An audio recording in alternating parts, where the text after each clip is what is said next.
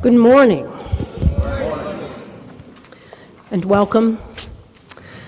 And thank you to all of you who showed up today, even though you knew we'd be talking about stewardship and asking for your money. So ushers, please lock the doors now.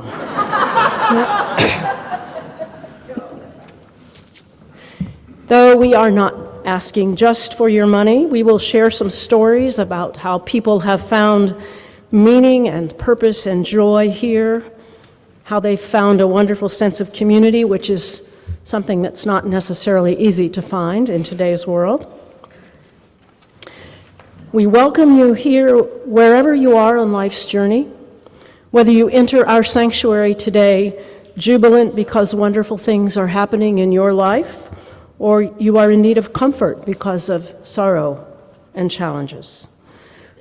We welcome you no matter your abilities or your skin color or your economic resources or your religious beliefs or your education or your gender preference or how much hair you have.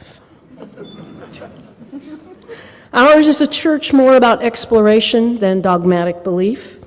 If you seek answers to life's persistent questions, we offer a place where you may explore many potentially different and new ways to answer those questions, including wisdom from the world's religions. As a faith community, we embrace and celebrate the multicultural world in which we live. We hope you will enjoy this service and that it will be a blessing for all of us. And thank you for sharing your time and your presence with us today. Thus endeth the sermon. Let us call ourselves into community by reading together in unison the words found in your order of service and on the screens. Come into this place of peace and let its silence heal your spirit. Come into this place of memory and let its history warm your soul. Come into this place of prophecy and power, and let its vision change your heart.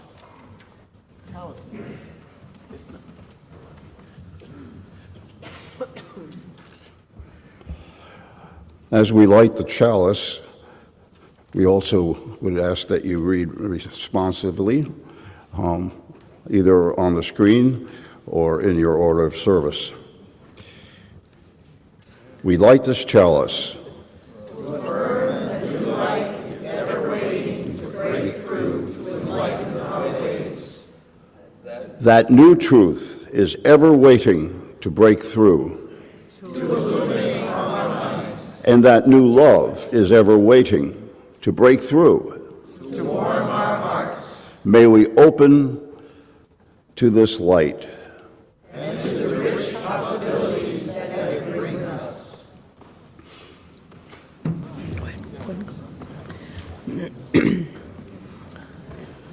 As we launch our stewardship campaign today, we decided to replace our wisdom story with some wisdom from within our congregation. We invited Stephanie Saunders and Kevin and Eleanor Yee to share with us what they value about Albany Unitarian Universalist and what new ways they would like to see us undertake to make this an even more wonderful and vibrant congregation. So thank you, Reverend Hoddy, for this opportunity to share the importance of Albany UU to our family, to let everyone know why we love this community and why we choose to support it. First, a little background. When Kevin and I first met, we deeply connected around the UU principles and values. At the time, I was attending a small group ministry or a chalice circle, and I would bring back some of those themes to him. And it led to lots of deep conversations. A devout atheist learned that he had a lot in common with a person who often spoke of God with a little g. When we moved from Philadelphia to New Jersey, we made a point to seek another UU community, the UU Congregation of Princeton, and we found a home there. As young adults, aspiring parents, and new parents, we grew together and developed a UU identity. that faith community was a really important part of our lives. So we were sure to look for a new UU home when we moved back here. This is my hometown, or my home area. So when we moved from New Jersey back here to upstate New York. We are so thankful to have found UU Albany. It's a place to raise our daughter, a place that nourishes our hearts and our minds, a place to learn kindness and practice acting upon it, just being kind, a place where we are free to be ourselves and support others doing the same, which leads me to like a silly little story, a little vignette about something that happened here that reminds me why UU is so special to us. About 2 months ago, Eleanor's Girl Scout troop used one of the classrooms upstairs. The girls were playing, and I noticed that Eleanor was crying and being comforted by her friend. And I found out that she had been riding on one of the little trucks.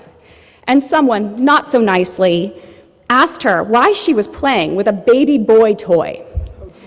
Yeah, but I am so happy to report that the very next day we returned to this congregation to have youth and children programming. So she was upstairs in that very same classroom, and she was gleefully riding that little truck. And not only were her UU friends giving her the grace to play the way she wanted to, they were joining her. Like Patsy was riding the other one. It was beautiful. And she's been riding that truck pretty regularly. So in those moments when I see Eleanor defiantly, joyfully playing the way she chooses to play, I know we're in the right place for our family. You know, she's not being taunted for being who she is, right? So that was my little vignette about why just that moment when I just knew this place is special. We look forward to the times ahead, to new and continued friendships, to the UU outings, to Silver Bay, to the social justice activities like the Pride Parade, at the Crop Walk, or Peacemaker Camp. She loves Peacemaker Camp.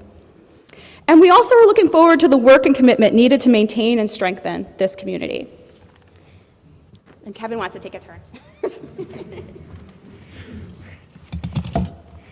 Hi, everybody. So, my spiritual guidance comes from the UU principles and 12.5% of the Bible. So, I can proudly declare myself an atheist.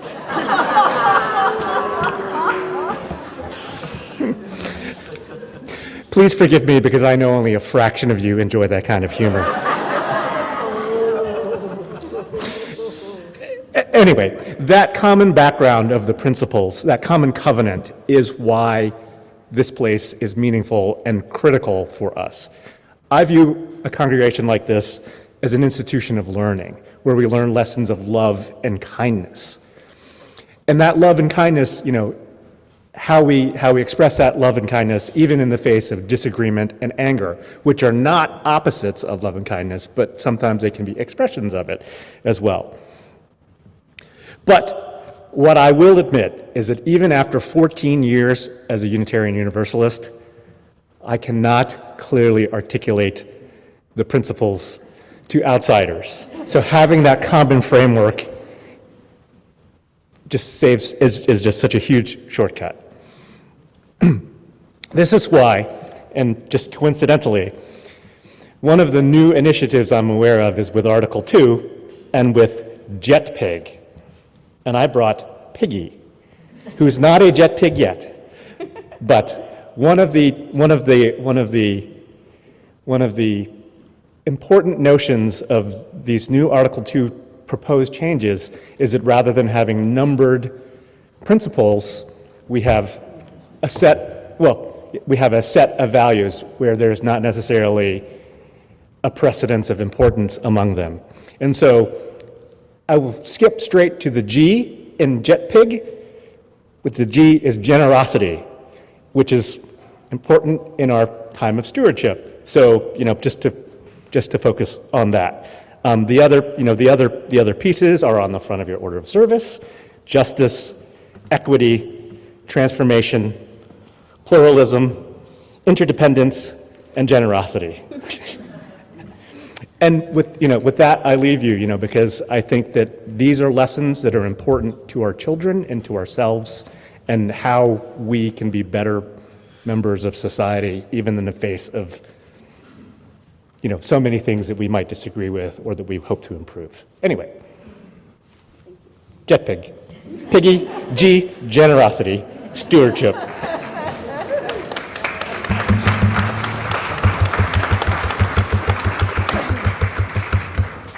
Thank you so much.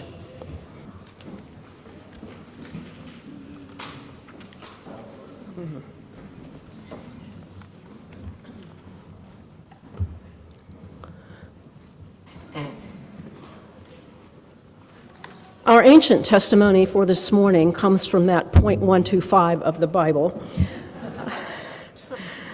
in the Gospel of Mark, the story of the widow's gift.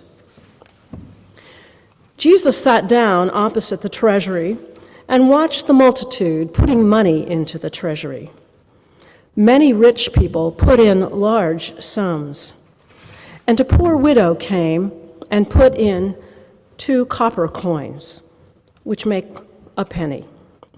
And he called his disciples to him and said to them, "Truly I say to you, this poor widow has put in more than all those who are contributing to the treasury. For they all contributed out of their abundance, but she out of her poverty has put in everything she had, her whole living."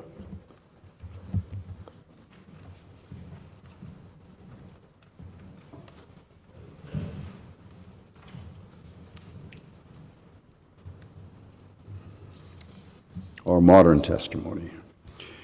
Even after all this time, the sun never says to the earth, "You owe me." Look what happens with a love like that. It lights the whole sky.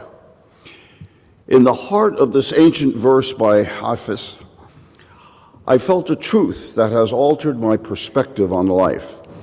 All life on our planet depends on the gratuitous outpouring from the sun, which it offers unconditionally, providing the energy for photosynthesis in plants, the heat making our atmosphere temperate, let's hope, and less apparent features such as solar wind, which shield us from dangerous levels of cosmic radiation. The sun's continuing output makes all life possible. We don't pay for it, control it, or generate. We can only receive it with appreciation and gratitude. Acts of giving, kindness, and love enrich our lives and the world as a whole. The joy of generosity is not just in what we give, but also in the love and compassion that flow through us as we give. When we open our hearts to the needs of others, we discover a wellspring of tenderness and that transcends the act of giving itself. But for many of us, being on the other side of the exchange is harder to accept. The act of sacred receiving can be just as powerful as a role as the art of giving. When we receive with an awareness of our interconnectedness, we invite the abundance of life to flow through us. In that moment, we can experience a profound and sacred joy. So I'd like to invite you to take a deep breath and look around the room. And if you're new, think about another church maybe, or a group of people that you've been part of, and see if you can spot someone who's done something for you that made you just really happy.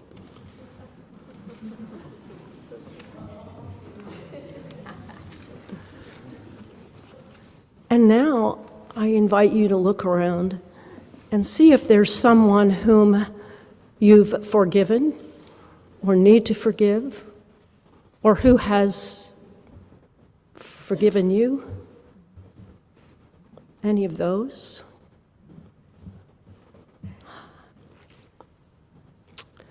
This is what it means to be church. And I love churches. I think that being ensconced in a religious community is a great way to live. When I was growing up, I went to church 3 times a week: Sunday morning for Sunday school and worship, Sunday evening and Wednesday evening for Bible study and prayer. And I got tired of that as a teenager, especially when they added Thursday night for youth fellowship every week. But I learned right from wrong at church. I learned how to take care of my body. I knew at least 10 adults to whom I could go if I had a problem. I knew that if someone in my family got sick or had a tragedy, our home would be flooded with casseroles and desserts and hugs, and people who brought few words but a loving presence, and sometimes who brought the words, "We are praying for you." I knew that I belonged to those people and they belonged to me, and that we would take care of each other. And I felt safe and loved in that community. But that way of life is fading. All over America, churches are dying. UUs at a slower rate, but still in decline.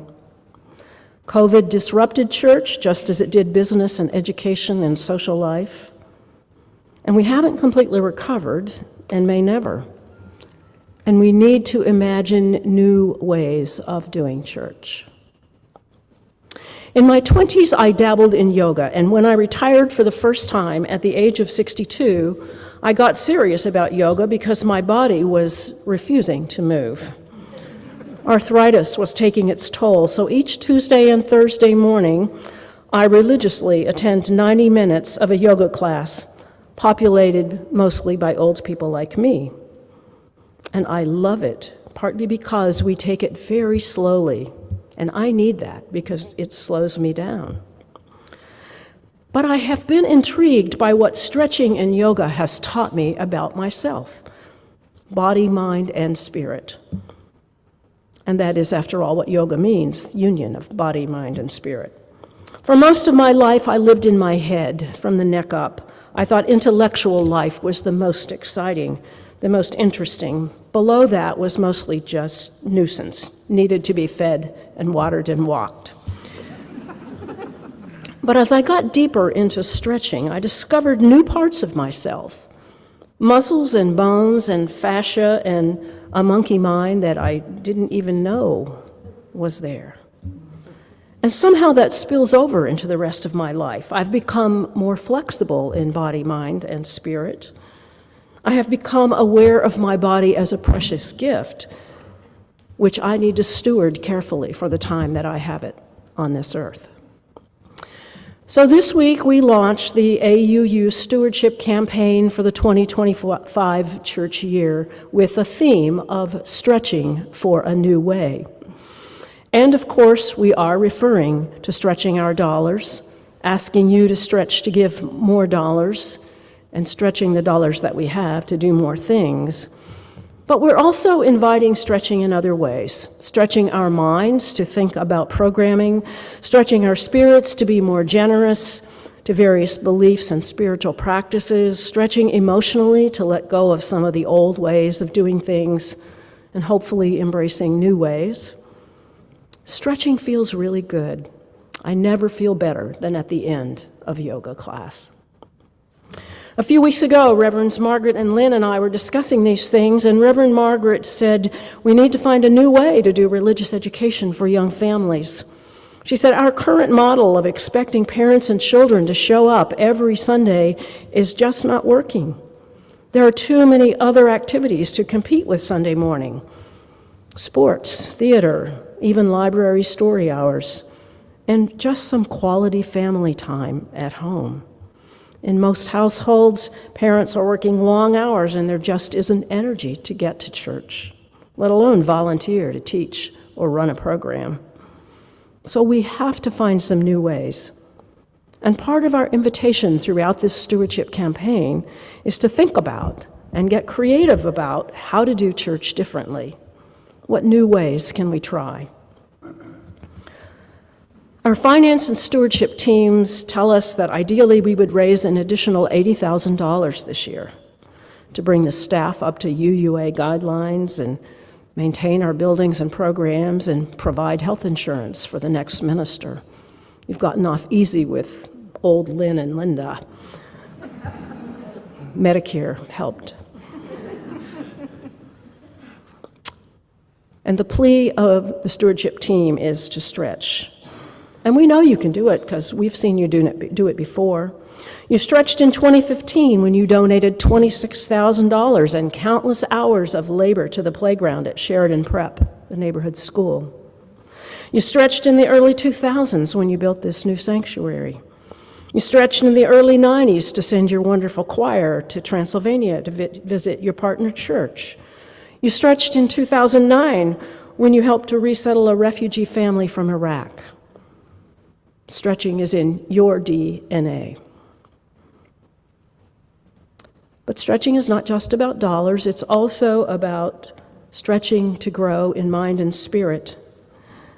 In yoga or other athletics, when you stretch too far, you will encounter pain and possible injury. If you don't stretch far enough, you won't reap any benefit from the effort. What you have to do is find the sweet spot where you can feel the stretch and benefit from it, but not push so far that you experience injury. And sometimes there is discomfort in the stretch, even though it's still a sweet spot where you know there's something new happening. In the story of the widow's gift, there was discomfort for the widow because she stretched to give all she could. And Jesus praised her gift, for while the amount of her gift was small, her generosity and her faith were greater than those who were giving only a small portion of their wealth. I think she gave because she wanted to be part of the community. She wanted to make the contribution that she could. The spiritual dimension of giving, stretching to be generous, is more important than the dollar amount, because that stretching is what increases the spiritual connection with one another. And it is an act of faith, faith that we will have enough, faith that there will be enough in the congregation. As Ben Kesey says, when we give and receive with an awareness of our interconnectedness, we can experience a profound and sacred joy. A sweet spot indeed. My husband and I were both city planners in our first careers, and then in our late 30s, we went in different directions. I to divinity school and UU ministry, and he to selling commercial real estate. When he talked about negotiating deals, he would say, you have to find the sweet spot where both parties are getting what they need. The sweet spot is where the deal could go forward. I think he enjoyed that back and forth of negotiating to get to that sweet spot. And I think that we can find sweet spots as we contemplate what to give to Albany UU, not just in money, but in time and talent and presence, as well as treasure. Through the weekly newsletter windows, I asked for you to send me some stories of sweet spots for you at Albany UU, and I received some very touching stories about milestone services and writing skits for annual dinners and hosting same-sex marriage ceremonies before they were legal, and growing spiritually through something called the Whirling Rainbow Lodge, a circle of empowerment based on Native American traditions, and a very muddy game of duck, duck, goose. And we'll share those stories through our weekly newsletters and social media. For we have not exhausted all the good that Albany UU can do in this community. We just have to fire up our imaginations about how to best serve one another and the neighborhood. There are more sweet spots to come. Sometimes, in order to embrace new ways of doing things, we have to let go of old ways. There's a hymn in our old hymnal which says, "Peace is the mind's old wilderness cut down." If we cling too tightly to the mind's old wilderness, to old answers of how church has to be, it's very difficult to move into new ways of doing it. So here's one of my favorite folk tales about this business of letting go and where it might take us. There was once a really old man who had lived a long and very happy life on a beautiful island. He loved his homeland greatly. There on his island, all his family, through all the generations, had lived, made their homes, and earned their daily bread. And so, when the old man realized that he was approaching the last days of his life, he asked his sons to take him outside one last time. And there he knelt and gathered a handful of his native soil and clutched it tightly in his gnarled fingers. Soon afterwards, the old man died and came to the gates of heaven. And the angels greeted him joyfully. "You have lived a good life. Welcome to the kingdom of heaven. Please come in." So the old man tried to cross the threshold of the heavenly kingdom, but as he did so, a kindly angel stopped him and said, "You must let go of the soil you are clutching." "Oh no, I could never do that," the old man cried out. "This is my native soil, the earth of my beloved home." The angels were sad as they went back to heaven, shaking their heads, leaving the old man wandering, lonely, outside the gates. Many years passed, and the angels came again. They brought the old man a taste of the heavenly banquet and feasted with him there, outside the gates, trying to persuade him to come in to the fullness of the kingdom. He wanted so much to join them for all eternity, but again, when they asked him to let go of the soil he was clutching, he couldn't bring himself to do so. And again, they had to leave him standing there, alone.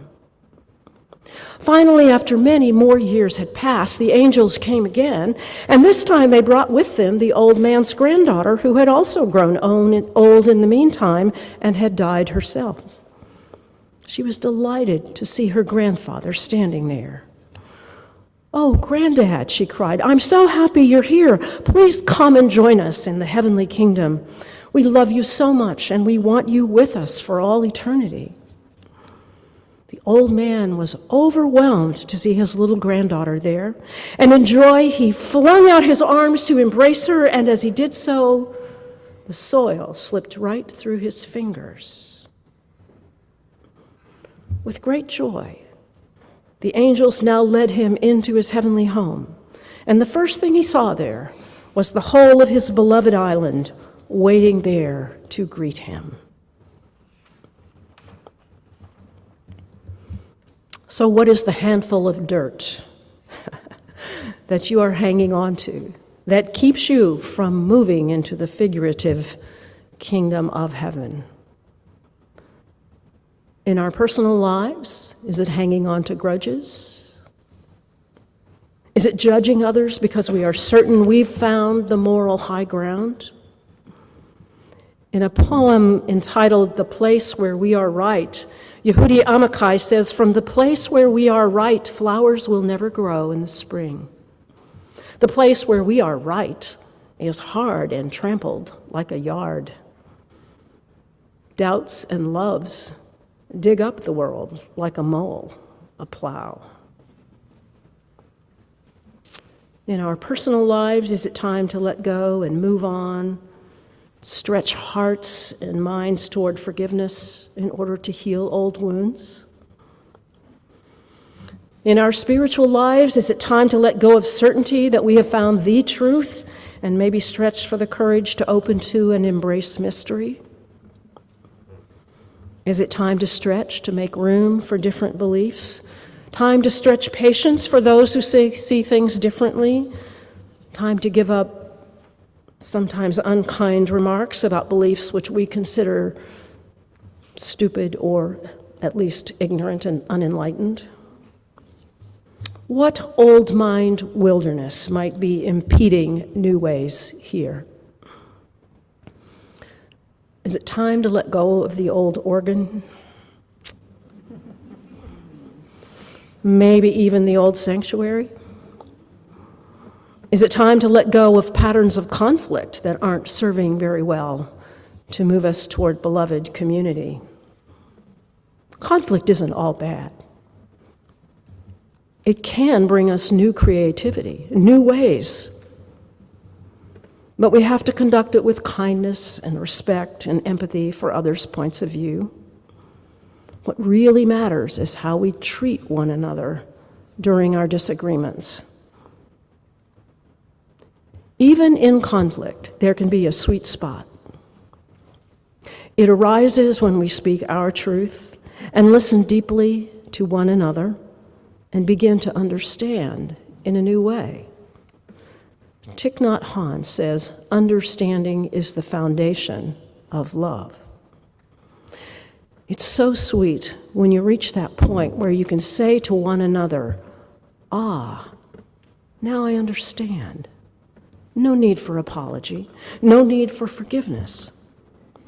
That is such a sweet spot in time when everyone relaxes, the tension dissipates, and love flows in.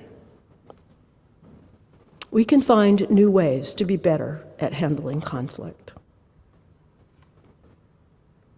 One of the things I love about the story is that it is the grandfather's love for his granddaughter which causes him to forget to hold on to the dirt. It is love which allows him to let go and cross the threshold to his new state of being. There is a sweet spot between honoring the old and imagining and embracing the new. To maximize your fulfillment at AUU, you will need to share not just your treasure, but also your time and your talent. If you can give only a widow's mite, that's fine. We will bless and celebrate and multiply your gift. So enjoy the act of giving. We honor your gift no matter its amount. But if it is community that you seek, if it is a circle of giving and receiving that you desire to be part of, you do need to be present to win. You need to receive graciously as well as give generously. One of the reasons that churches, synagogues, and mosques do so well at creating community is that they are designed so that we see each other frequently, at least once a week. And if we participate in other activities, we come to know each other well, know our struggles, our triumphs and tragedies, our foibles and endearments. And when we are here together, there is a spiritual dimension. We focus on life's persistent questions like, what is the meaning of life and death? How do I find purpose? What is the connection of my spirit to yours and to nature and to all that is? The fastest growing category of religious identity in our country is spiritual but not religious. On its surface, that's very attractive, especially for our highly individualistic culture. But it also has some losses. Rabbi David Wolpe, he wrote about those in an essay for Time magazine several years ago. He said, and I quote, "All of us can understand institutional disenchantment. Institutions can be slow, plodding, dictatorial. They can both enable and shield wrongdoers. They frustrate our desires by asking us to submit to the will of others. But institutions are also the only mechanism human beings know to perpetuate ideologies and actions. If books were enough, why have universities? If guns are enough, why have a military? If self-governance is enough, let's get rid of Washington." The point is that if you want to do something lasting in the world, you will recall that everything begins in mysticism and ends in politics. Politics is the art and science of living together in community, living in connection. Got a vision, Volpe asks? Then get a blueprint. Spirituality is an emotion. Religion is an obligation. Spirituality soothes. Religion mobilizes. Spirituality is satisfied with itself. Religion is dissatisfied with the world. Religion creates organizations to repair the world. So why support AUU with your time and treasure? Because it is an organization through which we can find not only meaning for our individual lives, but through which we can increase the compassion and justice in the world. There is a sweet spot for you here, and it comes into being, it incarnates and takes on flesh when you share time and talent as well as treasure, when you share the simple gift of your presence. I hope that here you will find wonder and wonderful sweetness and new ways of being that will enrich your life and the congregation and the community and the world.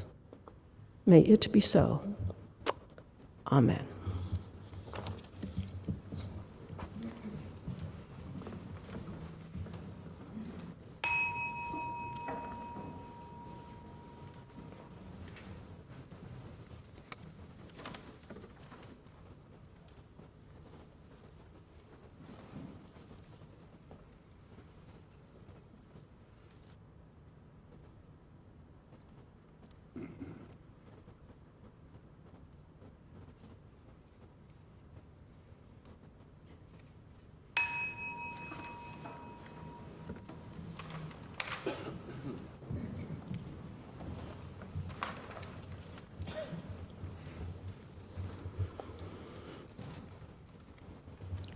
Spirit of life, we give thanks for all that this congregation has accomplished through its 180 years of being, for all its efforts towards justice, its incarnations of compassion, its cradling of one another through sorrows and mourning, its celebrations of births, coming of age, and marriage, its affirmation of the sacredness of life as it begins, is lived, and ends. Today, we humbly ask for new vision of ways to do church that will be a blessing to ourselves and to new generations.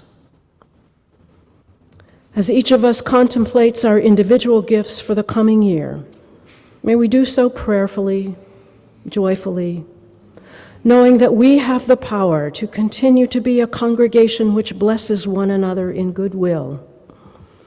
We ask for your inspiration to give generously and receive graciously, that the circle of giving and receiving will remain unbroken. Make us great at conflict, great in opening hearts and minds and ears, great in listening to one another, great at forgiving, great at loving even when we do not understand. Give us visions of how we may send our gifts, not only to one another, but out into the world, in order that all children of life may have enough to flourish and lead lives of joy and purpose and meaning.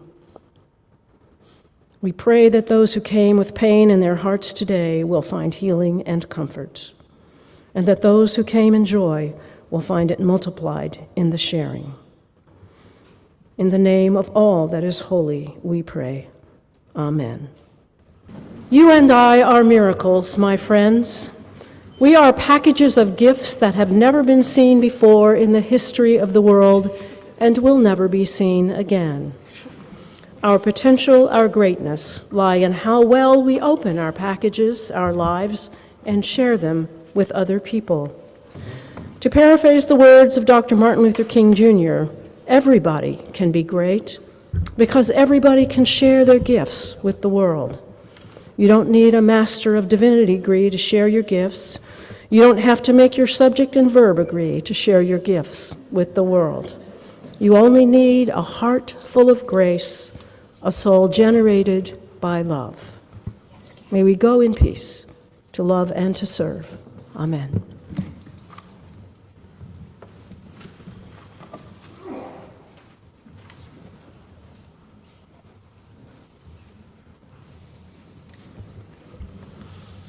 Now, Chuck Manning is going to have some very important words for all of you, and maybe a little bit of other things.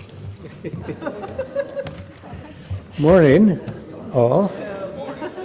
I actually have two jobs today.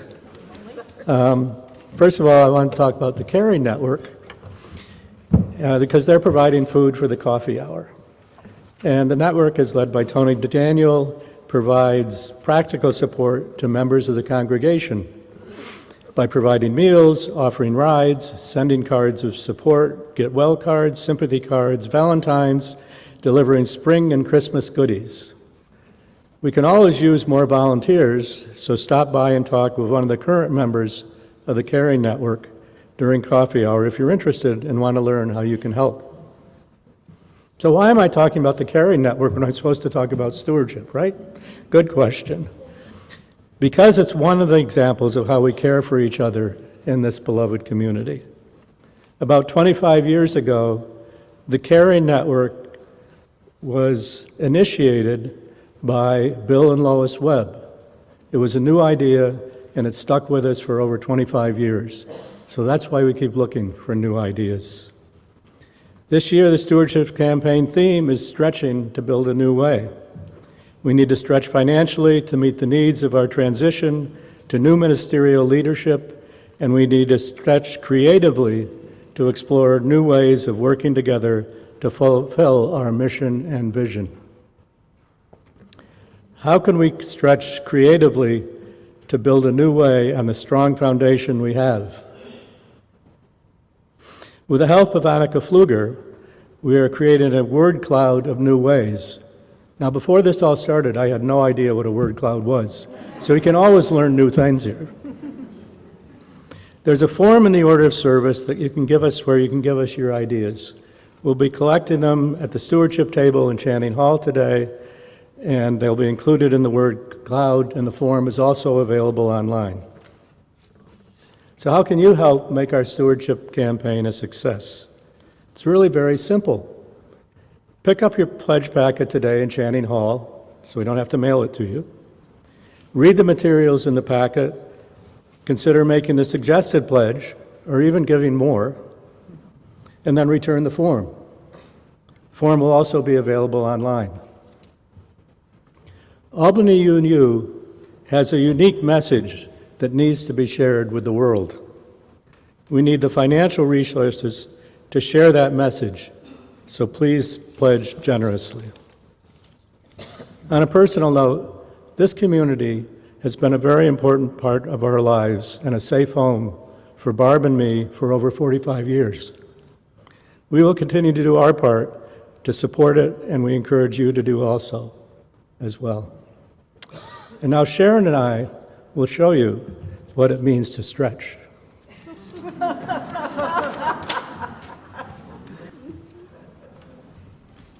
Hi, Sharon. I hope this is a good time to talk to Mike or you about your pledge for next year.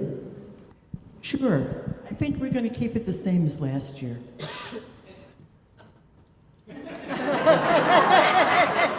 I'm really sorry to hear that. Our theme this year is stretching to build a new way. So I was hoping you could maybe make a leadership increase. Well, okay. How about we stretch a little and increase it by 10%? Well, that's encouraging, but I was hoping you might increase it by a little more than that. We have a unique community here with loving support for all of us. So could you try stretching just a little bit more? Okay. How about if we stretch it to increase it 20%? That sounds better. But we need to show a new minister that we are really a financially healthy congregation. And there are added expenses in the transition. We also want to raise the pay of our hardworking staff. So you really are asking us to stretch this year, aren't you? I really am, yes. I want Albany UU to reach its full potential as a beacon in the Capital District. Okay, we will do a big stretch and increase our pledge to 27%. Whoa, that's great. Thanks for your generosity. With support like this, I'm sure that we'll be able to build a new way.